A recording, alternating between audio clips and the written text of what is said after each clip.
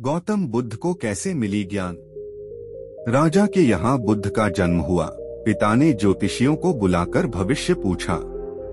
उन्होंने कहा, या तो यह सम्राट होगा और या तो यह साधु होगा। एक तरह से देखा जाए तो सच्चा सम्राट भीतर से साधु ही होता है। जब ज्योतिषियों की भविष्यवाणी राजा ने सुनी तो वे घबरा गए कि मेरा बेटा साधु हो जाए, ऐसा ठीक नहीं होगा। राजा ने पूछा, कोई उपाय बताएं, क्योंकि मैं चाहता हूं कि राजा का पुत्र राजा ही बने। ज्योतिषियों ने कहा कि इसका लालन पालन व पूरा जीवन बड़ी सावधानी में बिताना होगा। अर्थात आपका पुत्र सिद्धार्थ कभी किसी बूढ़े व्यक्ति को न देखे, कभी किसी बीमार व्यक्ति को न देखे और कभी किसी मरे हुए व्यक्ति को न देखे। जब तक ऐसा होगा तब तक वे राजा ही बने रहेंगे। अगर ऐसा नहीं हुआ तो वे साधु बन जाएंगे। राजा शुद्धोधन ने अपने पुत्र सिद्धार्थ के लिए बढ़िया सिद्धियां, बड़े बड़े महल, अच्छे से अच्छा भोजन, दास दासियां और खाने पीने के सामान आदि वस्तुओं के ढेर लगा दिए। पिता ने पुत्र को सुख सुविधाओं में इतना उलझा दिया कि उसे बाहर का संसार याद ही नहीं आया। शुद्धोधन ने समझ लिया कि अब इतने सुखों के आगे साधु बनने का प्रश्न ही उपस्थित नहीं होता। वे निश्चित हो गए। राजा शुद्धोधन ने बिल्कुल पक्की व्यवस्था कर रखी थी कि उनका पुत्र सिद्धार्थ जीवन में कभी भी वृद्ध, बीमार और मृतक व्यक्ति को देख न सके, क्योंकि वे अपने पुत्र को खोना नहीं चाहते थे। सिद्धार्थ का जीवन ऐश्वर्य और सुख सुविधाओं में बीत रहा था। उनके जवान होने पर एक सुंदर कन्या यशोधरा से उनका विवाह हो गया। विवाह हो जाने पर शुद्धोधन की आधी चिंता मिट गई। अब तो शादी हो गई, अब कहाँ जाएगा। अब तो मेरा पुत्र बंधन में बंध गया है, अब उसके कहीं जाने का सवाल ही नहीं उठता। 1 वर्ष बाद बेटे का भी जन्म हो गया। उसका नाम राहुल रखा गया। अब राजा शुद्धोधन को बिल्कुल पक्का विश्वास हो गया कि अब यह कहीं नहीं जा सकता। एक दिन सिद्धार्थ ने कहा कि पिताजी, आज तक मैंने कभी अपनी राजधानी नहीं देखी। आपकी आज्ञा हो तो आज देख आओ।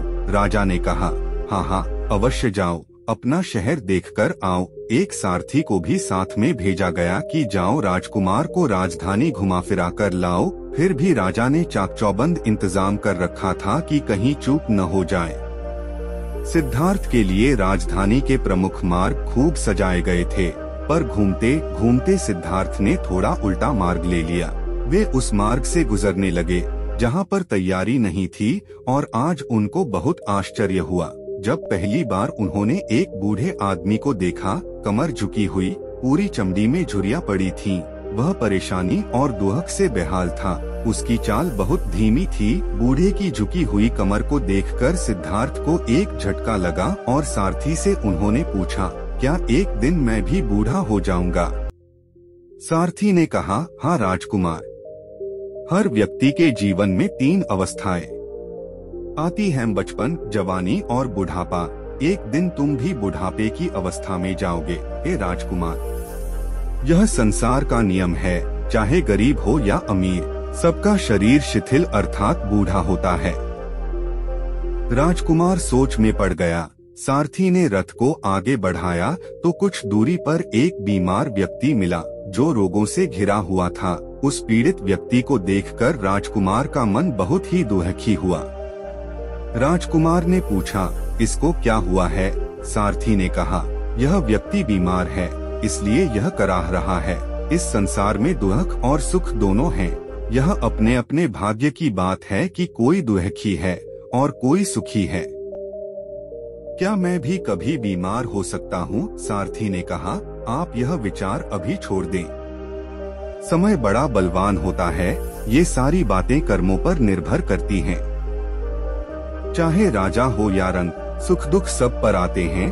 अगर शरीर में कोई रोग आना है तो वह आएगा। यह सब सुनकर राजकुमार सोच में पड़ गया। सारथी ने रथ को कुछ आगे बढ़ाया तो सामने से 4 कंधों के ऊपर एक अर्थी को जाते हुए देखा। राजकुमार ने ऐसा पहली बार देखा था। उसने सारथी से पूछा, यह क्या है। यह आदमी मर गया है, यह मुर्दा है। जो व्यक्ति मर जाता है उसको बांधकर श्मशान भूमि में ले जाते हैं, फिर वहाँ पर उसे जला दिया जाता है। राजकुमार ने कहा, क्या सबको मरना पड़ता है? हाँ, सबको मरना पड़ता है। यह मृत्यु लोक है। जो जन्म लेता है उसे कभी न भी अवश्य ही मरना पड़ता है। तो इसका मतलब यह हुआ कि ठीक इसी तरह से एक दिन मुझे भी मरना होगा। मेरी देह भी मुर्दा होगी और मुझको भी 4 कंधों पर उठाकर ले जाया जाएगा। मुझको भी ऐसे ही रस्सियों से बांधा जाएगा। मेरे भी आगे पीछे घर के सदस्य रोएंगे, तड़पेंगे और जिस संसार को मैंने इकट्ठा किया है वह सारा का सारा मुझसे छूट जाएगा। इसका मतलब यह हुआ कि क्या एक दिन मैं भी मर जाऊंगा? क्या एक दिन यशोधरा भी मर जाएगी? क्या एक दिन मेरा राहुल भी मर जाएगा? सारथी ने कहा, हाँ राजकुमार, एक दिन मैं भी मरूंगा, आप भी मरेंगे, यशोधरा भी मरेंगी और राहुल भी मरेगा, क्योंकि यह सब मरने के लिए ही पैदा होते हैं। उस रात सिद्धार्थ सो न सके। सोचने लगे कि क्या संसार में इतना दुहक है, रोग है, बुढ़ापा है, और ऐसे में मैं खा पी कर कैसे जी सकता हूँ? नहीं नहीं, ऐसा मुझसे नहीं हो सकता। मुझे खोजना होगा उस तत्व को जो दुहक, पीड़ा और शोक से रहित हो, जो भय, भ्रम और भूल से परे हो, जो अनंत आनंद से भरा हो, जिसे पाकर फिर और कुछ पाने की इच्छा न हो। सिद्धार्थ वैराग्य के शिखर तक पहुंच चुके थे। बस उसी रात को उन्होंने घर छोड़ दिया। सारथी से कहा कि नगर की सीमा से दूर ले चलो। नगर के बाहर पहुंचकर सारथी को लौटा दिया। फिर कई दिनों तक वन में चलते गए। एक घने पीपल के वृक्ष के नीचे आसन लगाकर ध्यान में लीन हो गए।